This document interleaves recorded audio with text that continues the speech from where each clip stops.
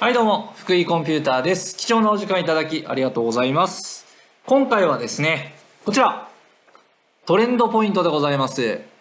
福井コンピューターが誇る3次元の点群処理ソフト、このトレンドポイントですね、こちらのソフトを使うことによって、効率的かつ効果的に点群データの活用ができるようになっております。どんな風にできるのかっていう部分をですね、実際の活用例を交えて、ご説明していければなというふうに思いますので、お付き合いいただければと思います。それでは、行ってみましょう。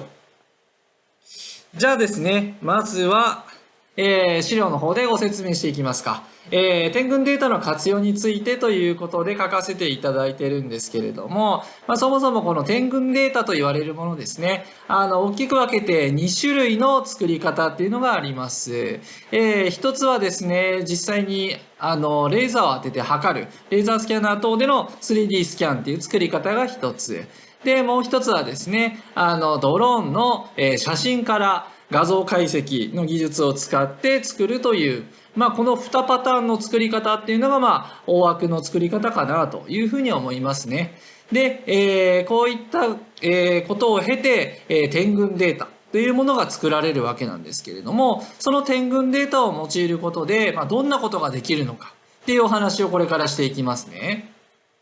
まずは、点群だけでどんな活用ができるのっていう部分を、ご説明していきます。で、まずはの部分なんですけれども、点群データを、見やすい、触りやすいデータにするためにクリーニングをするっていう作業をやることもよくあります。これは特にレーザー系ですね。レーザースキャナーとか、ドローンレーザーとか、実際にレーザーを当てて測る、機器で撮った点群データなんかは、レーザーさえ当たってればもう何でも点群になってしまってるので、必要なデータといらないデータと、ごちゃ混ぜになってる、ようなデータになってますので、それを綺麗に整えて、扱いやすくするっていう作業を、一般的にクリーニングって呼んでるんですね。で、このトレンドポイントでは、クリッピングだったり、フィルタリングっていう機能を使うことによって、このクリーニングっていうのを効率的にやれるようになってると思っていただければいいかなというふうに思います。じゃあですね、早速なんですけど、やってみますかね、試しに。それでは、こちらトレンドポイントの画面を、出してきたところなんですけれども、まずはちょっと点群データを一つ開いてみたいと思いますね。点群データを開きたいときは、このトレンドポイント、普通にフォルダからファイルをもうポイッと投げ込んでもらえれば、それで実は開いてくれるようなシンプルな作りにもなっております。今、読み込んだのが、こちらですね。地上レーザースキャナーで撮られた、点群データになっております。で、ちょっとこの座標線だったりとかが邪魔なので消しますか。あとは見た目の部分で言うとですね、点群データってこう寄っていくとふわっと点が薄くなっちゃうんですけれども、ちょっと見づらいので、点のドットサイズですね。ドットサイズ、このトレンドポイントでは1から5まで粒の大きさです。一粒の大きさをこう切り替えることができるようにもなっているので、こういったのを使ってあげると寄ってもまだ見やすいっていう風な、感じで表現することもできますし、あとはここ、陰影の表示っていうのがありまして、陰影表示もですね、影をつける、効果なんですけど、こんな感じでですね、点群データって意外と手前にあるのか奥にあるのかっていうのがパッと見で分かりづらかったりするようなことがあるので、この陰影をつけることによって影がついて手前か奥かっていうのが分かりやすくなるようにもなっております。こんな感じで今点群データを今私読み込んできたところなんですけれども、じゃあこの点群データですね、これはレーザースキャナーで山の中ですね、木が生い茂っている中をこう測ってきたものになってるんですけど、このデータをクリーニングして地面だけのデータにしてみたいと思います。実際この木とかはいらなくて地面が欲しいっていう話ならですね、クリーニングをしてみたいと思います。ではまずはですね、ちょっと真上から見た状態に今しましたけれども、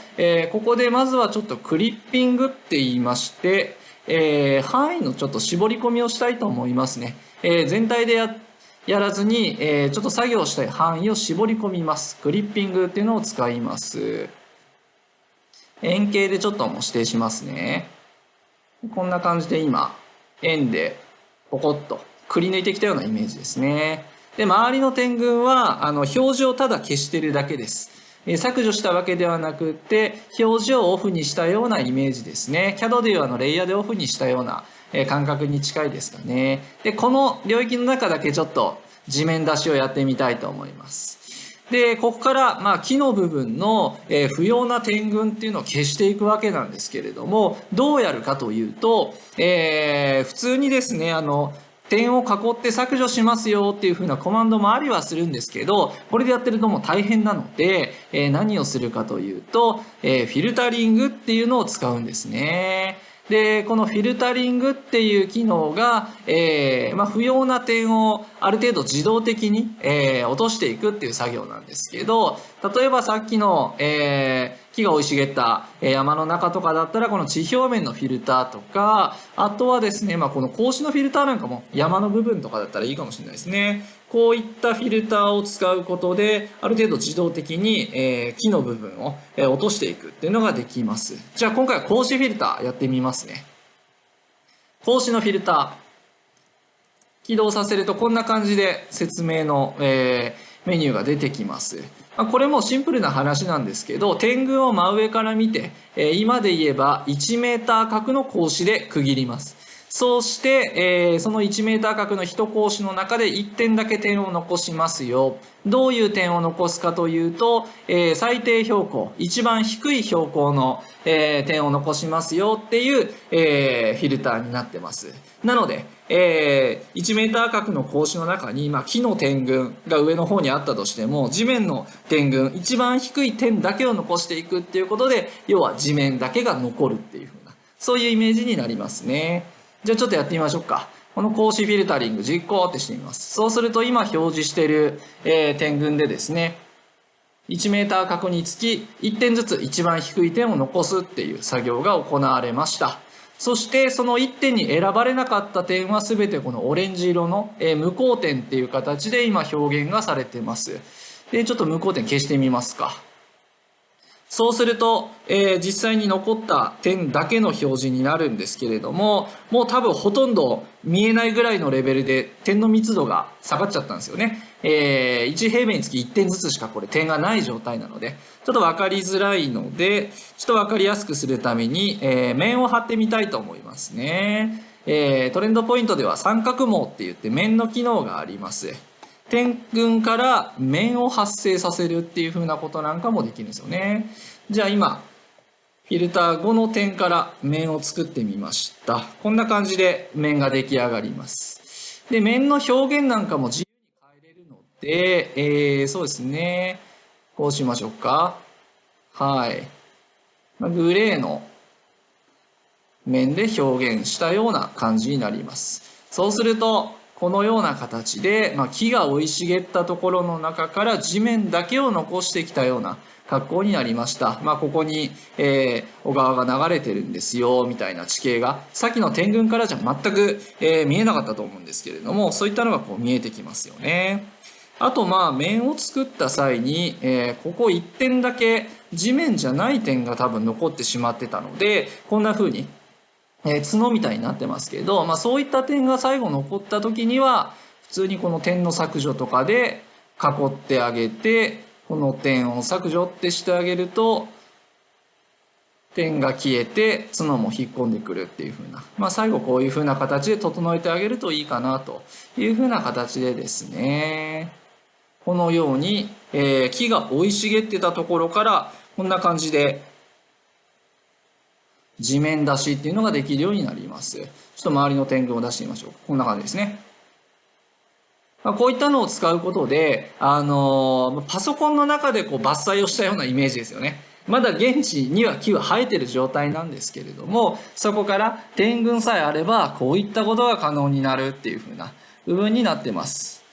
なので、これは伐採前の状態での調査段階なんかには非常に、有用かなというふうなところになりますね。で、今お見せしたのは伐採をしてない、あくまでこう調査段階での、活用の仕方っていうことでやりましたけれども、例えば今度は工事の現場においてっていう点群をちょっと出してみました。これもレーザースキャナーで撮った点群なんですけれども、工事の現場だと今度はですね、木とかはないんですけども、逆に言うとこう重機とか、例えばこういうコーンとか不要なものが微妙に映ってたりとかもするんですよね。でそういった時に、今度はじゃあフィルタリングのさっきやらなかった地表面のフィルターっていうのやってみましょうか。はい、地表面のフィルターっていうのをかけますね。さっきの格子のフィルターと違って地表面フィルターは、地面らしきものを密度そのままに残してくれます。山とかだと格子の方がいいんですけど、こういう、きっちり下の形状を残したような時は地表面もいいのかなと思いますね。地表面フィルター、ここにイラストが出てますけれども、コロコロ、お掃除で使うようなコロコロをイメージしてください。このコロコロを点群の、下側からこう転がすイメージなんですよね。で、その時にこのコロコロにくっついた点だけを残しますよと。で、コロコロの、半径が、今1メーター半径にしてるので、点群の細かい変化の中には入っていかないんですよね。なので上の、例えば電柱だったりとか重機だったりっていう小さな変化の点群はもう消しますよっていうふうなことをやってくれます。実際やってみますね。フィルタリング実行と。この時点で点群全体を下からコロコロコロコロコロコロを転がしていってるようなイメージと思っていただければいいかなと思います。そうしてコロコロがくっついたところの点群は残しますよ。逆にくっつかなかった点群は無効点として、この後オレンジ色で表現しますよっていう風な動きをしております。はい、ごめんなさい、無効点の表示を私オフにしてましたね。実際はこんな感じで、このようなイメージで不要点を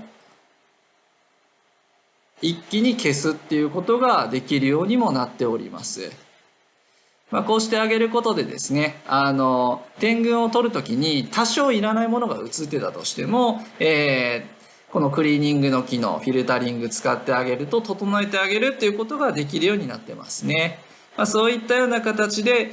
整えていくっていうことができるようになってます。で、整った点群からは何ができるかっていうと、数値を取ることができますよね。例えば、CAD とかでもよくやる、寸法出しますよと。距離測ります。例えば、じゃあ、斜長を測りますとか、そうですね。水平距離、横幅測ります。こんな感じでこう、3次元なので、いろんな測り方ができちゃうわけですよね。縦も測ってみましょうか。縦の高さを測りますよとか。こういったようなイメージで、3D なので、現地にテープを当てたりとか、そういったようなイメージで測ってるかのように見ることもできますし、あとは、連続距離なんかも取れるので、例えば、この上のところ、こう来て、こうですよってしてあげると、そこまでの区間の距離と、ここに累計距離みたいな、取り方をしたりっていうふうなことが可能になってます。ですね。あとはこれトレンドポイントならではの部分でリボン計測っていうふうな機能なんかもあるので、もうまんま現地でやるようなリボン計測です。例えばこのラインって決めた時に、この点群なりでベタっと測ってくれます。ですね。この斜の長さの累計で今出してきたっていう風なイメージですね。で、今ずっとこう、寸法線のように表現してますけれども、スタッフロット表示ってしてあげると、より身近なこう表現の仕方でも、できるようになってますね。こんな感じで。実際も現地に当ててるのと同じような感覚で測ったり、さっきのリボン計測なんかもそうですけど、こうなるんですよね。もうまんまです。テープでこう測ったかのような表現をして、見るっていうことが可能になってるので、実際この辺は CAD でやるときとまあ似てますけど、それを3次元上でやってるっていうイメージですね。で、現地に、テープを当ててるかのようにこのソフトの中ですることができるといったようなイメージです。あとはまあ面積測ったりなんかもできますので、例えばですけど、そうですね、ちょっとここの領域、簡単にちょっと拾ってみますね。今こうクリックして囲ったところの面積出しますよってしてあげると、まあ、3次元なので、真上からの平面積と、斜面積ですね、表面積っていう部分、その両方こう出すことができるようにもなってます。あとはまあレベル面に対しての体積の増える減るっていう部分も出したりもできるので、まあ、これだけでもいろんな使い方っていうのが可能になってるんじゃないのかなというふうなところになってますね。で、そうですね。まあ、クリーニングっていう部分と、今、計測っていうのをちょっとやりましたけれども、そういったところの部分でも、まあ、ちょっとしたこと、いろいろできるようになってます。で、クリーニングに関しては、まあ、基本的な、さっきのクリッピングとフィルターっていうのをやりましたけれども、実はこのトレンドポイント面白い機能があって、これちょっと動画でお見せしますね。集合体検出で削除するっていうふうなものもできます。ものを認識させるんですよね。さっきはフィルターとかっていうのを使いましたけど、今度はもうダイレクトに、これって集合体、一つのものなんじゃないんですかっていうのを認識させて削除していくなんていうふうなこともできます。実際ちょっとこれ動画になってるので見てみましょう。集合体検出っていう機能でですね、こんな感じでいろいろと物体認識をさせて編集していくっていう。これでこの標識なんかポンと押さえると認識してきて、その分だけこの信号機なんかも赤色に今変わりましたよね。そうして削除ってしてあげることで、そのものだけを消していくっていうふうなことができます。で、これ範囲指定でもできるので、ぐーっと囲ってあげた中で、おのおの物体認識させてと。なので、まあ、ざっくりも全部囲ってしまうと、もう全体の中でそれぞれ物体認識してきて、それらを消すみたいな、こういったことが実はできるんですよ。すごいですよね、トレンドポイント。はい。まあ、こういったことだったり、あとはですね、スライス表示っていうものがあるんですけれども、そのスライス表示っていうものについては、そうですね、実際に、ちょっとスライスっていうのを私やってみたいと思います。さっきの点群データで、クリッピングの中にスライスっていうコマンドがありまして、これは何かというと、点群をちょっと断面的に見たいっていうふうな時、例えば2メーター幅って決めてあげれば、今ピッと線を引いたところの点群だけ、2メーター幅分の点群だけを今表示するっていうふうなことができたりもするんですね。まあこれを使うと、結局点群って 3D で全体が出来上がってるのはいいんですけど、手前にも奥にも物があると、実際なんか見づらかったりとか、距離を拾ったりするときに間違えてこう奥の点を掴んでしまったりとか、そういうことがあったりもするので、そういったことがないようにですね、表示を絞り込むっていうのが、まあ、スライスっていう機能なんですよ。で、先ほどのこちら、スライス表示っていうのはですね、実は、ただスパッと切れるだけじゃなくって、スライスビューっていうのが使えるようになってるので、これちょっと見てみますね。どうなるかというと、スパッとただ切る、それを表現するだけじゃなくって、そのスパッと切った状態で、今切ってますよね。で、これでずらしていけるんですよ。わかりますかね？こっちがずれてってますよね。さっき私は画面上で一回スパッと切っただけだったんですけど、実はそれをこうずらしていけるので、輪切りの状態でこうずらして見ていったり、あと今やってるのは、その輪切りの状態でも横から見て囲って削除するなんていうふうなこともできますので、断面的にこうある程度のパーツで捉えて、例えばこの山の部分の、木の部分を、刈り取ってくみたいな、そういったようなことなんかも可能になってます。まあ、スライスさせた上で編集をするっていう風な、そういったような機能なんかもあるので、この辺はすごく面白い機能ですし、すごく便利なんですよね。そういったことができるようになってるというところです。で、あとはですね、先ほど私計測で距離当たったりとかいろいろやりましたけど、実際、どういう活用されるかっていう部分で言うと、災害調査なんかでもですね、点群取ってきてしまえば、そこに対して、いろんなことができるわけなんですよね。それを実際にちょっとやってるデータがこちらですね。で、このトレンドポイントって視点っていう機能がありますので、画面右側に今視点っていうのがこうどんどん動いていってますよね。登録できるんですよね。で、登録視点ごとにこうやってずっと動いていってくれるので、説明用のデータとかで作ると非常にわかりやすいです。そうしてあとは寸法を出したり、あとこういう注釈の機能なんかもあるので、伝えたいことっていうのをそのまま 3D の中にも文字で置いておくっていう風なことなんかもできちゃうわけなんですよね。こういったことをすることで情報の見える化っていうですね、ことがやっていけるかなと思います。で、工事に関してもこんなイメージですね。これはのり面工、において各、断面の情報の見える化をしてるわけですよね。のり長だったりとか、実際施工した状態でどうでしたよっていうのを、先ほどのリボン計測使ってやってるわけなんですよね。各管理断面ごとにリボン計測で出して、で、表記もですね、こんな風にスタッフロット表記にしてあげれば、まんまな感じですよね。で、こういったような形で、情報の見える化というものができます。で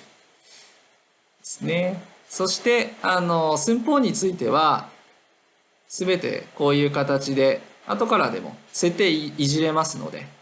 表示の仕方をですね。そういったような形で、表現をする。ただ拾うだけじゃないんですね。このトレンドポイントは、ちゃんと表現するところまで、このようにできるようになってるっていうのも特徴的なところかなと思います。せっかく拾った情報なら、そのまま伝えるっていうことに使っていければ、一番効果的ですよね。そういったような形です。で、あとは計測で言うとですね、フリック計測機能っていう、ものもありまして、これを使うと、デコボコですね、出っ張ってる、凹んでるっていう、そういった形状の変化っていうのを見える化することもできるようになってます。ここに書いてるようにですね、例えば石垣の変状調査にとか書いてたり、壁の、変状を、これヒートマップで表示できるようになってますので、へこんでるところが青色で、出っ張ってるところが、赤色でっていう風なグラデーションで表記することもできるようになってますね。で、これによって水の流れっていうのが、見えたりもするわけですよね。どういう、凹凸になってますよっていうのが、点群から、点群をただ見るだけだとわからないんですけどね。こういう表現をすることによって、わかるようにもなるかなというふうなところですね。ちょうど、ですね、別のデータで見てみますか。実際にですね、これはあった話なんですけど、点群を使って、ICT の工事をやってましたっていう現場で、たまたま、盛り土の補強でこのテールアルメの、補強やってますよ。で、ここの施工が、した後に、ちょっとこう、凹んでるっていうのが分かってですね。で、発注者さんから、3次元でやってるんなら、ここのその凹み具合っていうのをなんか見える化できないのみたいな相談があったりしたんですよ。で、これって別にアイコンストラクションのルールの中にあるものでも何でもないので、それをやる必要性って別にないといえばないんですけれども、結局、せっかく3次元があるなら、こういうことできないのかなって発注者さんも思ったりはするわけですよね。で、トレンドポイントを使うと、そういったことっていうのを実は可能にできるんですよね。実際やってみますね。この壁の部分を、このように囲ってあげて、で、格子のサイズ50線。50線でいってみたいと思いますね。50線のグリッドを切って、それで出っ張ってる、へこんでるっていうのを、このようにヒートマップ上で表現したのがこういう結果です。この真ん中のところがまあへこんでますよね。っていうのが、数値を自分でいちいち拾っていってとかじゃなく、もう視覚的に一発でこういうふうに、表現してくれるっていうのがこのデコボコ計測の機能になってます。ですね。で、この辺にこう集計結果なんかもあったり、各グリッドの情報を CSV で吐き出したりなんていうこともできるようになってますので、この辺はですね、別にルールとしてこういうのをやりなさいっていうのは今現状ないんですけれども、せっかくある3次元だったら、こういう使い方っていうのもできるようになってるよっていうことでですね、このトレンドポイントだと、こういうデコボコ計測の機能なんていう面白い機能もありますので、そういったのを活用していけるようにもなってます。で、あとはですね、今点群だけのお話をしましたけれども、点群から今度は二次元へ活用しようっていう、まあ二次元っていうと図面ですね。図面との兼ね合いっていうのも、あるわけなんですよね。で、まあ代表的なのは、三次元の点群の元凶さえあれば、重要段の断面はもう自由に切れますよっていう、この辺はもう有名な話かなと思います。断面、ちょっと切ってみますか。そうですね。このデータだとちょっと微妙なんで、データちょっと切り替えますね。3次元の元凶の点群さえあれば、重要段の断面っていうのはもう自由に切れますよっていうお話なんですけど、こちらのデータでちょっとやってみますね。じゃあ、断面を切ってみたいと思います。断面っていうコマンドがありますので、もう簡単なんですけど、この断面のコマンドを選んであげて、あとは、切りたい位置。この右上の窓が今、上空からの視点になっているので、ここでやってみますか。ピッと切ってあげれば、パッと出てくるっていうですね。まあ、こういう感じで断面って切れるようになってます。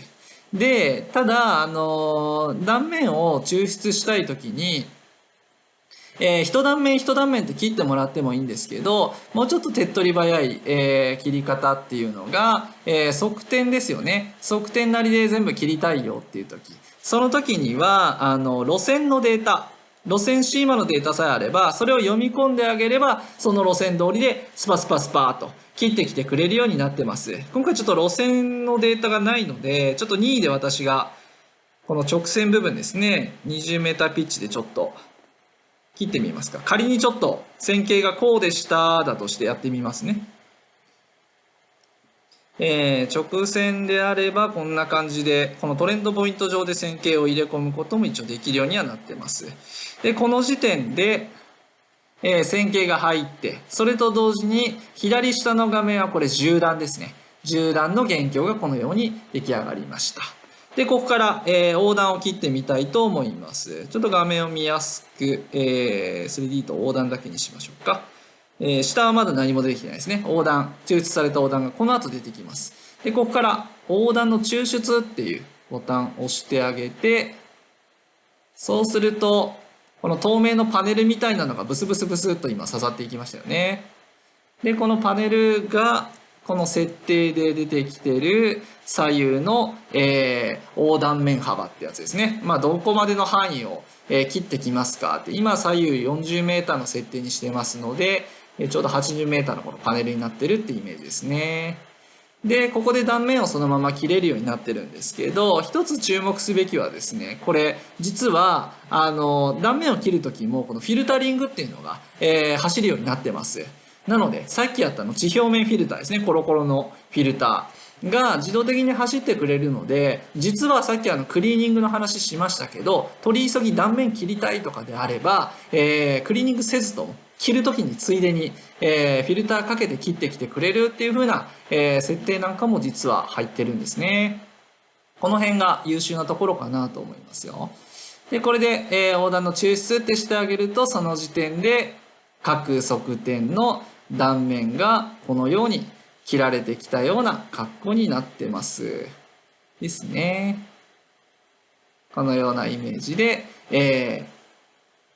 これで、横断の、出来上がりっていう風なところになりますので、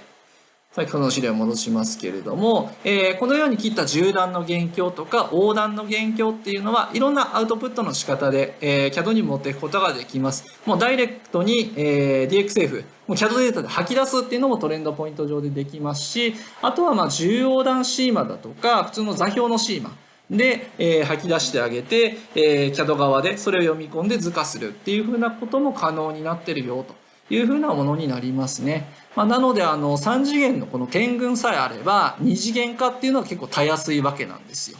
で今縦断とか横断の話をしましたけど、実はそれだけじゃなくってこのトレンドポイント平面も作れます。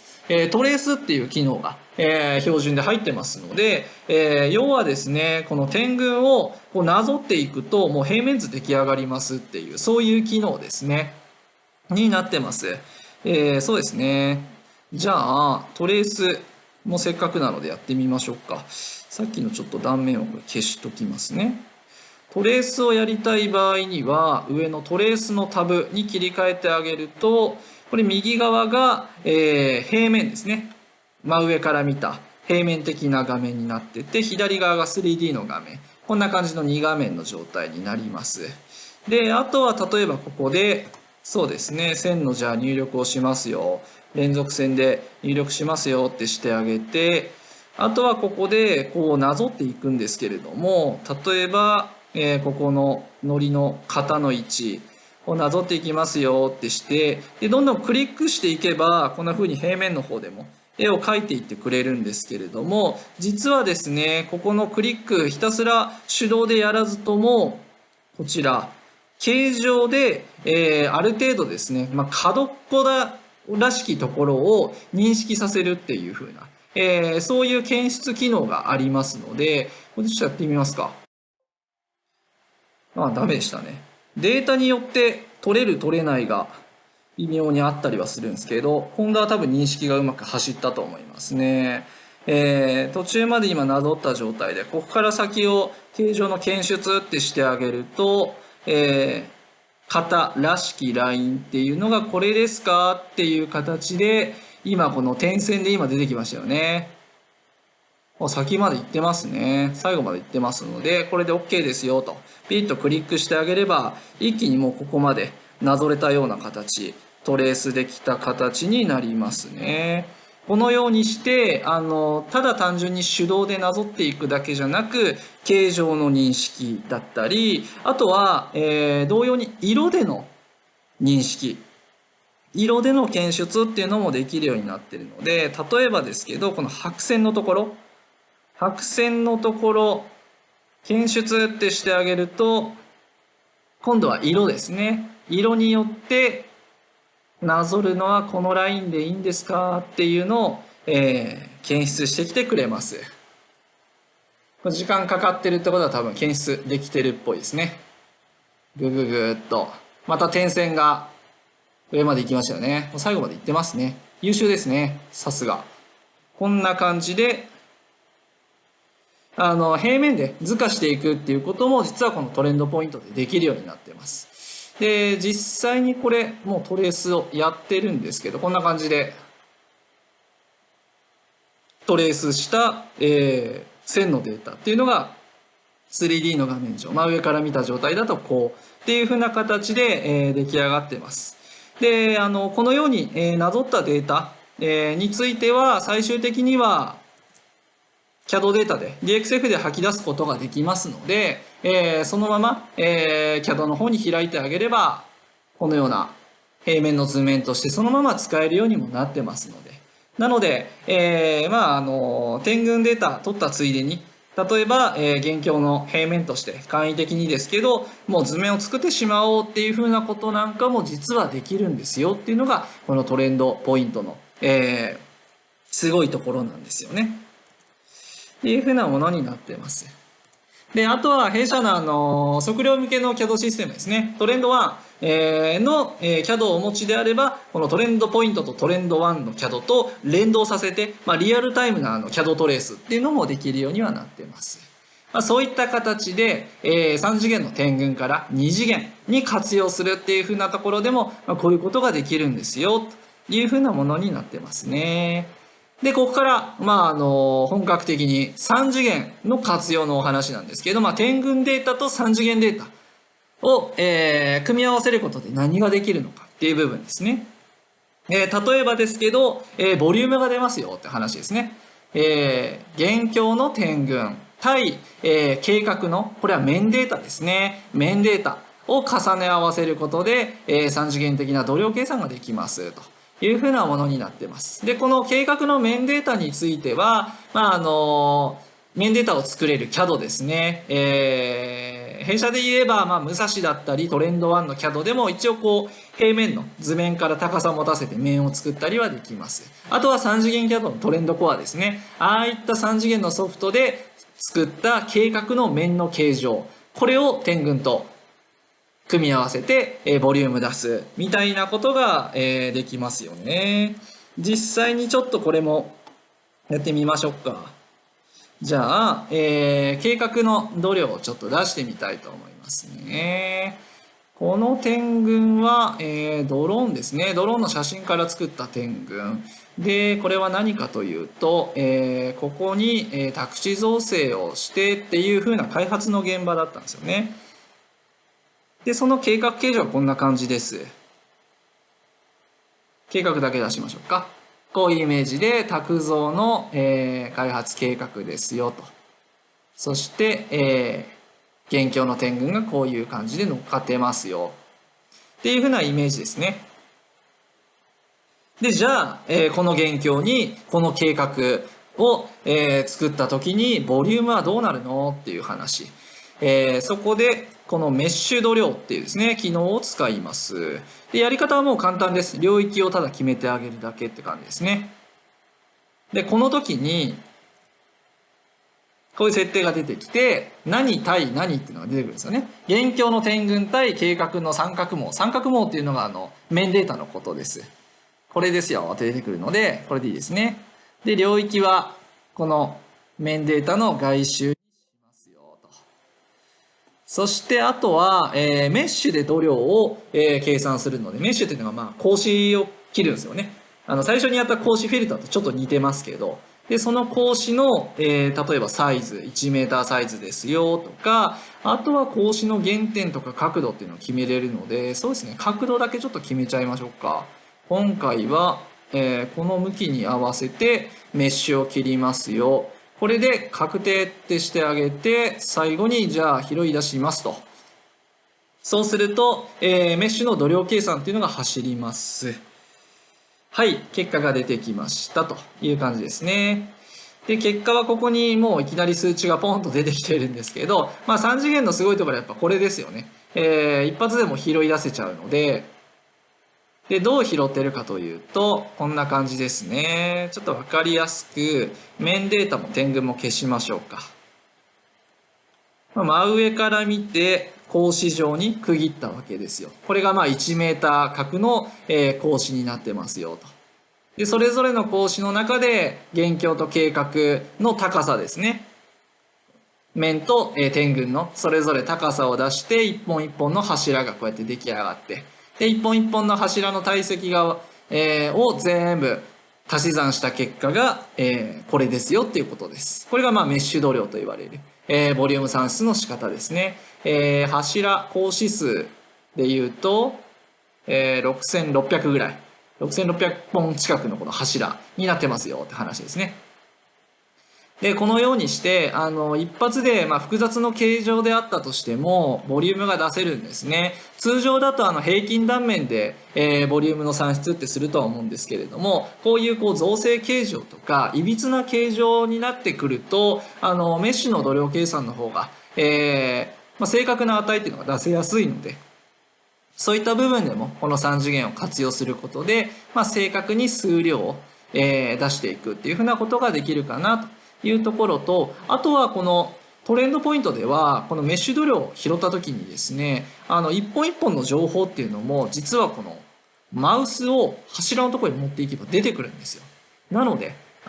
見た目で、ただ単純にメッシュのモデルを作ってるっていうわけじゃなくて、情報は全部見えます。見た目だけじゃなく数値まで入り込んだ、データとして表現してくれるっていうものにもなってます。あとはメッシュ情報だけを別途、アウトプットしたいですっていう風な時にはこの CSV で書き込みってしてあげれば、メッシュの、一覧表っていうのも出せるようにもなってますね。このような形で、計画対現況の度量計算っていうのが可能になってます。で、度量で言うと、今は造成継承でやりましたけれども、普通の例えば道路だったりするような時にも、これも度量出してきてるんですけども、そうですね。ちょっと表示をしますか。ちょっと見づらいですけど、この計画形状がこうですと。に対して、現況の点群がこう重なってますよっていうイメージですね。ここの切り度をがっつりやるっていう現場ですけどね。で、ここの度量がこんな感じで算出されてるのがわかるかなと思います。点群も面も消しますか。こういうイメージですね。なので、形状はどんな形状であろうと、きっちり取ってきてくれるのがこの3次元のメッシュ度量っていう風な機能になってるかなっていうところですね。計算いらずなんですよね。もう勝手に拾ってくれるって感じですね。この辺はすごく、有用な部分でもありますし、実際のアイコンストラクションの時なんかはこういう風にして数量を拾ったりしていきますね。そういった形で、度量の算出ができますよっていう。とこだったり、あとは同じ度量だとしても、さっきは現況対計画、点群対面でやったんですけど、実は点群対点群でもボリュームは出せます。なので、そうですね。じゃあ、もう一つ別のデータ入れてみますか。点群の、現況対点群の現況。例えばですけど、同じ場所の、1ヶ月前、2ヶ月前の状態っていうのをこう見れます。こちらは、とある高速道路、盛り土をしてる現場ですね。で、盛り土がほぼほぼこれ終わってる状態なんですけど、この左側見ていただくとわかるんですけど、2月末、1月末、12月末って実は3つのデータが入ってるんですよ。で、一番上に来てる2月末がこの盛り土が終えてる今の状態なので、終わってるかのように見えますけど、じゃあ2月末を外して12月末の状態にしますね。こんな感じ。12月末で今から盛り土やっていきますよっていう状態ですかね。で、1月末、1ヶ月経ってそこそこ持っていきました。で、2月末で、盛り土が終わりましたっていう、この3段階の1ヶ月刻みのデータを今読み込んでるんですけれども、こういったものでも、その進捗の度量っていうのが、見えるようになってるんですね。実際に同じようにちょっと拾ってみたいと思いますね。で、この時に今度は、点群対点群で拾いますっていう状態にもう勝手になってます。で、あとは領域を決めるんですけど、ちょっともう私の方でざっくり領域をもう決めちゃいますね。こんな感じで、この範囲でいきますよと。角度だけは決めときますか。メッシュの向き、この向きですよ。で、これで、1メーター角のメッシュで算出しますってすると、今現状はですね、こうなってますね。1月末基準の2月末比較。1月から2月の1ヶ月間でどうなったかっていうのを見えてきます。で、今数量算出はできましたという状態ですね。わかりやすく点群消しますか。メッシュのモデルで見るとこんな感じですね。1月から2月の1ヶ月間で3860リューベの盛り土でしたよ。モデルで見るとこんなイメージですよっていう感じです。で、例えばなんですけど、じゃあ今度は、12月から2月、この2ヶ月間で拾いたいですとかっていう風な時は、もうこれ、左のツリーで、これを切り替えてあげるだけです。今1月が基準面になってたのを、今度は12月末を基準にしますよっていう風に、単純に切り替えると、もうその時点で再計算がかかりましたので、この数量も変わってると思うんですよね。2万リューベイとかに増えてます。メッシュのボリュームで見てもドーンと増えてきてますよね。こういったような形で、同じ場所での、経年変化だったりとか、この工事で言えば、出来高の度量ですね。進捗の度量なんかを出したりする時には、この点群対点群での度量計算なんかも、使えるかなというふうなところになりますね。これよく使われているのは、ドスペバだったりとか、そういったところの、度量の管理に、点群使ったりされるケースなんかも最近は増えてきたかなというふうに思います。そういった形で、度量のお話でした。で、あとはですね、出来型。さっき出来高のお話しましたけど、今度は出来型ですね。アイコンストラクションで、面的な出来型管理っていうのが、必要になってきてます。で、これはさっきの計画との度量計算に似てるんですけど、今度は完成状態の点群と、計画の面データ。ほぼほぼ同じものになるはずなんですよね。その2つを重ねて、じゃあどれぐらい計画から出来上がりが離れてるのかっていうのを面的に管理するのがこの、出来型。アイコンでの出来型管理と思っていただければいいかなと思います。ちょっとデータ読んでみますか。これもさらりとですけど、出来型のデータご説明したいと思いますね。で、この3次元に共通して言えるのは、さっきの度量の時もそうだったんですけど、基本的にはなんか拾い出しとか計算とか、出来型にした場合はその入力とかですよ。そういうのがもう基本いらないんですよ。やることっていうのはもうシンプルで、現況の点群、完成形状の点群ですね。を読み込みますと。で、読めましたと。で、そこに対して、今度は計画の面データ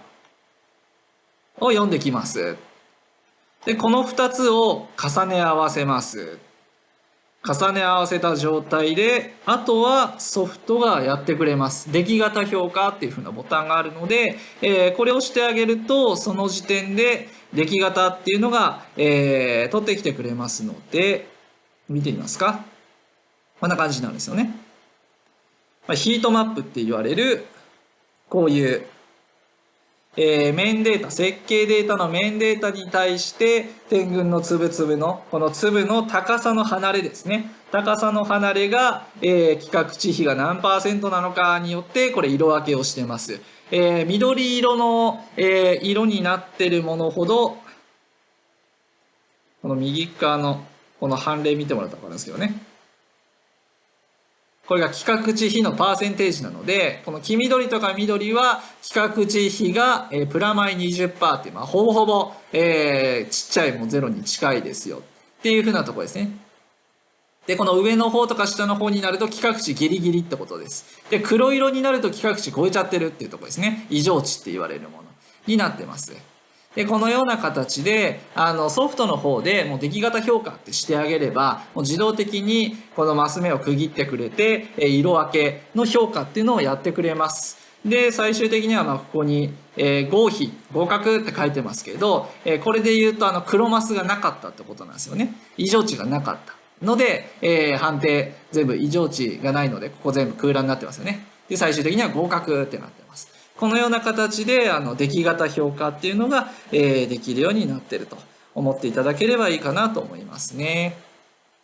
この出来型についてはいろいろトレンドポイントならではの、いい動きをする部分もあるんですけど、今日はちょっとそこは触れずに、そこはまた別の動画にしたいかなというふうなところになってます。そういった形で、点群のみでの活用だったり、点群から2次元へっていう使い方だったり、あとはこの点群と3次元データでの使い方っていうのを今お話ししてきました。で、最後、この点群と3次元データでの、もう一つですね、使い方として、面白い使い方ができるんですけど、これは、3D のモデルデータと点群を重ねるっていうものになってます。要は、点群の現況に対して計画の、さっきまで面データ、シンプルなデータだったんですけど、今度はモデルデータですね。しっかりと構造とかまで作り込んだデータを入れ込んであげることで、要はもう本当に現地にそのものを作ったかのように、見ることができます。で、これで、どんないいことがあるかっていうとですね、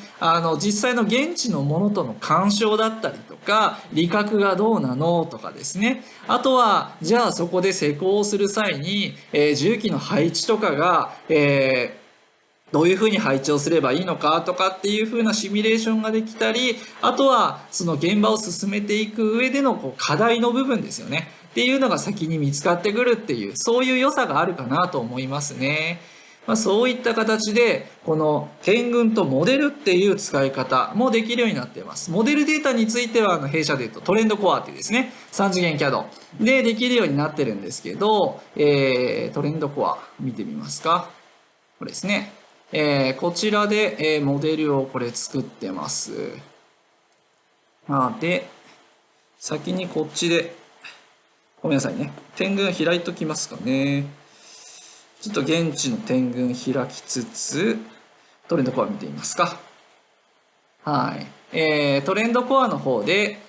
こちらのデータは、モデルをすでに作成したデータになっております。このトレンドコアっていう3次元 CAD を使うことで、